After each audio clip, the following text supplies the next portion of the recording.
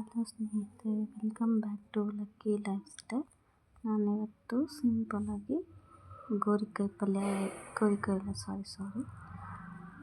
ಚಿಕ್ಕಡಿಕಾಯಿ ಪಲ್ಯ ಹೇಗೆ ಮಾಡೋದು ಅಂತ ತೋರಿಸ್ತಿದ್ದೀನಿ. ಅಟ್ಲೀಸ್ಟ್ ತುಂಬ ಸಿಂಪಲ್, 5 ನಿಮಿಷದಲ್ಲೇ ಮಾಡ್ಕೊಬಿಡ್ಬೋದು. ನಾನಿಲ್ಲಿ ಒಂದು ಚಿಕ್ಕಡಿಕಾಯಿನ ಸ್ವಲ್ಪ ಲೈಟಾಗಿ ನೀರು ಹಾಕಿ ಬೇಯಿಸ್ಕೊಂಡು ಸೈಡಲ್ಲಿ ಎತ್ತಿಟ್ಕೊಂಡಿದ್ದೀನಿ. ಇದಕ್ಕೆ ಬೆಳ್ಳುಳ್ಳಿ, ಟೊಮೊಟೊ ಮಾತ್ರ ಯೂಸ್ ಮಾಡ್ತಿದ್ದೀನಿ.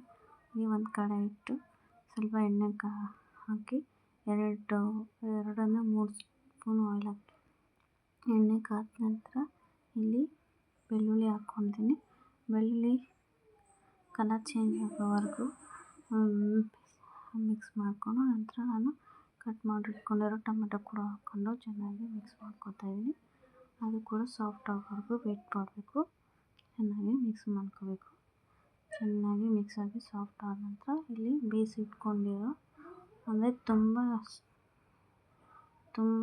ಮೆತ್ತಗೆ ಬೇಯಿಸ್ಕೋಬಾರ್ದು. ಒಂದು ಸ್ವಲ್ಪ ಹೊತ್ತು 2ರಿಂದ 3 ನಿಮಿಷ ನೀರು ಕುದಿ ಬಂದಿದ ತಕ್ಷಣ ಅದನ್ನು ಬಸಿದು ಸೈಡಲ್ಲಿ ಎತ್ತಿಟ್ಕೊಂಡು, ಈ ರೀತಿ ಟೊಮೊಟೊ ಫ್ರೈ ಆದ ನಂತರ ಇದನ್ನ ಹಾಕ್ಕೊಂಡು ಇದಕ್ಕೆ ಚಿಲ್ಲಿ ಪೌಡರು, ರುಚಿಗೆ ತಕ್ಕಷ್ಟು ಉಪ್ಪು, ಆಮೇಲೆ ಅರಿಶಿನ ಹಾಕಿ, ಆಮೇಲೆ ಇದಕ್ಕೆ ಶೇಂಗದ ಪುಡಿ ಹಾಕಿ ಚೆನ್ನಾಗಿ ಮಿಕ್ಸ್ ಮಾಡ್ಕೋಬೇಕು.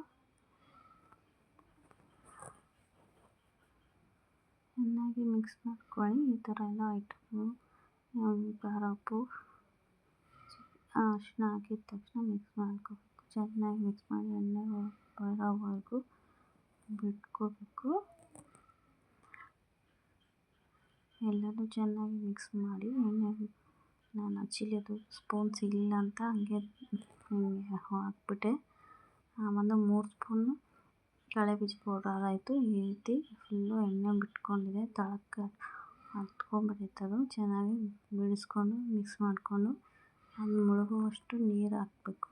ಅಂದರೆ ಉಪ್ಪು ಖಾರ ಬೇಯಬೇಕಲ್ಲ, ಅದಕ್ಕೋಸ್ಕರ ಮುಳುಗುವಷ್ಟು ನೀರು ಹಾಕಿ ಚೆನ್ನಾಗಿ ಬೇಯಿಸ್ಕೊಂಡು ಒಂದು 5 ನಿಮಿಷ ಬಿಟ್ಟರೆ ಚೆನ್ನಾಗಿ ರೆಡಿ ಆಗುತ್ತೆ. ಈ ರೀತಿ ಮಾಡಿಕೊಟ್ರೆ ಸಿಂಪಲ್ಲಾಗಿ ಚಿಕ್ಕಡಿಕಾಯಿ ಪಲ್ಯ ರೆಡಿ ಆಗುತ್ತೆ. ಒಂದು ಸತಿ ನಿಮ್ಮ ಮನೇಲಿ ಮಾಡಿ ನೋಡಿ. ಇಷ್ಟ ಆದರೆ ಲೈಕ್ ಮಾಡಿ, ಶೇರ್ ಮಾಡಿ, ಹಾಗೆ ಕಮೆಂಟ್ ಮಾಡೋದು ಮಾತ್ರ ಮರಿಬೇಡಿ.